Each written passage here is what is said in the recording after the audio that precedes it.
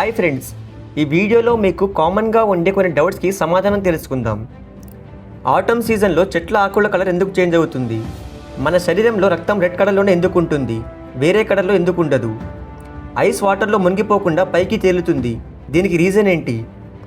Aeroplanes అన్నీ white కలర్లోనే ఎందుకు ఉంటాయి, వేరే కలర్లో ఎందుకు ఉండవు? తిన్న తర్వాత మనకు నిద్ర ఎందుకు వస్తుంది? ఇలాంటి ఇంట్రెస్టింగ్ క్వశ్చన్స్ అన్నిటికీ వీడియోలో ఆన్సర్ తెలుసుకుందాం. అలానే ఇలాంటి జనరల్ డౌట్స్ ఏమైనా మీకుంటే కింద కామెంట్స్లో అడగండి, తప్పకుండా వాటి మీద వీడియో చేస్తాను. So let's begin our today's episode.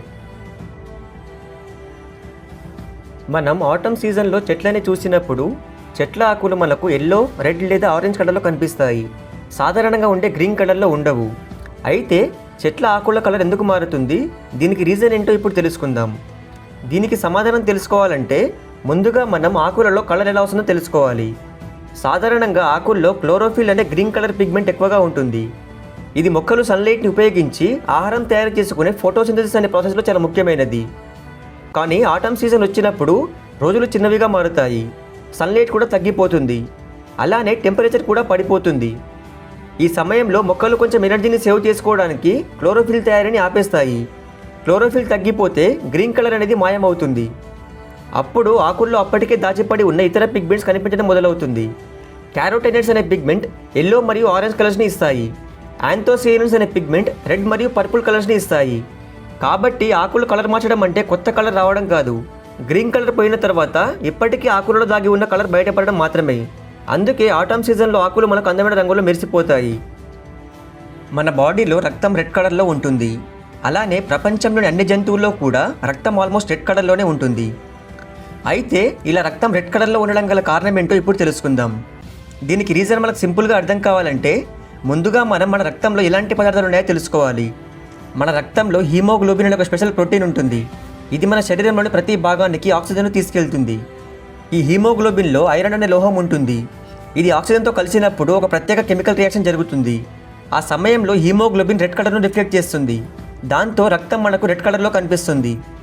అంటే సింపుల్గా చెప్పాలంటే రక్తంలో ఉన్న హీమోగ్లోబిన్ ప్లస్ ఆక్సిజన్ కలిసి ఆ రక్తానికి రెడ్ కలర్ని ఇస్తాయి.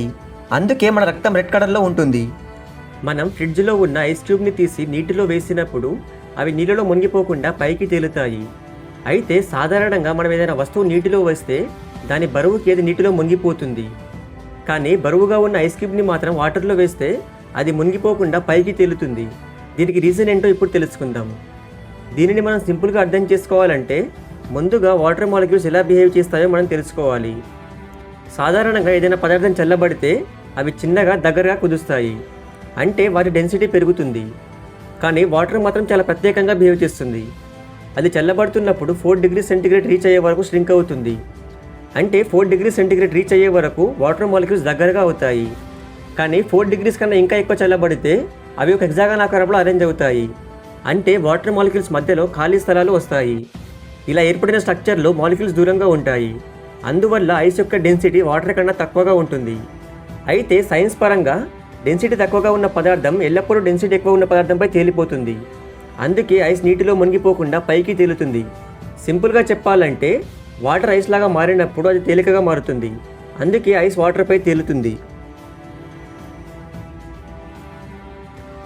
మనం ఏరోప్లేన్స్ని చూసినప్పుడు ఆల్మోస్ట్ అన్ని ఏరోప్లేన్స్ కూడా వైట్ కలర్లోనే ఉంటాయి.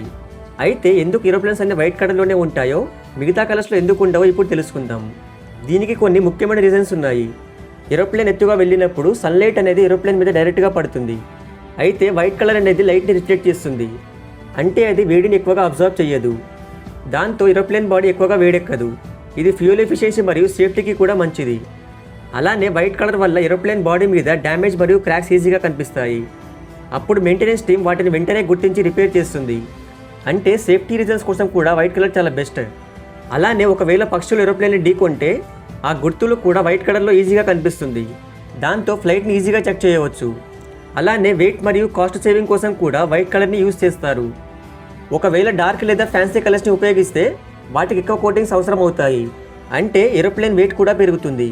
వెయిట్ పెరిగితే ఇంధన వాడకం కూడా పెరుగుతుంది. వైట్ పెయింట్ అయితే తక్కువ కాస్ట్లో పూర్తవుతుంది.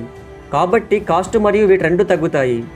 సింపుల్గా చెప్పాలంటే వైట్ పెయింట్ వల్ల వేడి రిఫ్లెక్ట్ అవుతుంది, డ్యామేజ్ కూడా త్వరగా కనిపిస్తుంది, కాస్ట్ మరియు వెయిట్ కూడా తక్కువగా ఉంటుంది.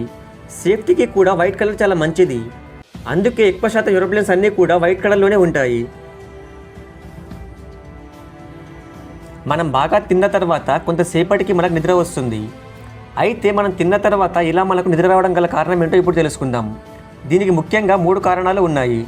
మొదటి కారణం ఏంటంటే మనం తిన్న తర్వాత మన శరీరం ఆహారాన్ని జీర్ణించుకోవడానికి ఎక్కువ పని చేస్తుంది. దాంతో మన బాడీలో రక్త ప్రవాహం కడుపు వైపు ఎక్కువగా వెళ్తుంది. అందువల్ల బ్రెయిన్కి వెళ్ళే రక్త ప్రవాహం కూడా తగ్గిపోతుంది. దీనివల్ల మనకు అలసట ఇంకా నిద్ర వచ్చేలాగా అనిపిస్తుంది. ఇక రెండవ కారణం ఏంటంటే కొన్ని ఆహార పదార్థాలు ముఖ్యంగా రైస్ ఇంకా బ్రెడ్ లాంటి కార్బోహైడ్రేట్స్ మన శరీరంలో ఇన్సులిన్ని పెంచుతాయి.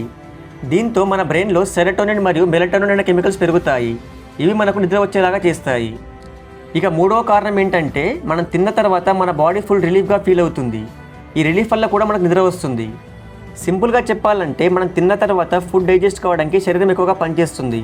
అలానే బాడీలో కెమికల్స్ కూడా మారతాయి. అందుకే మనకు నిద్ర వస్తుంది.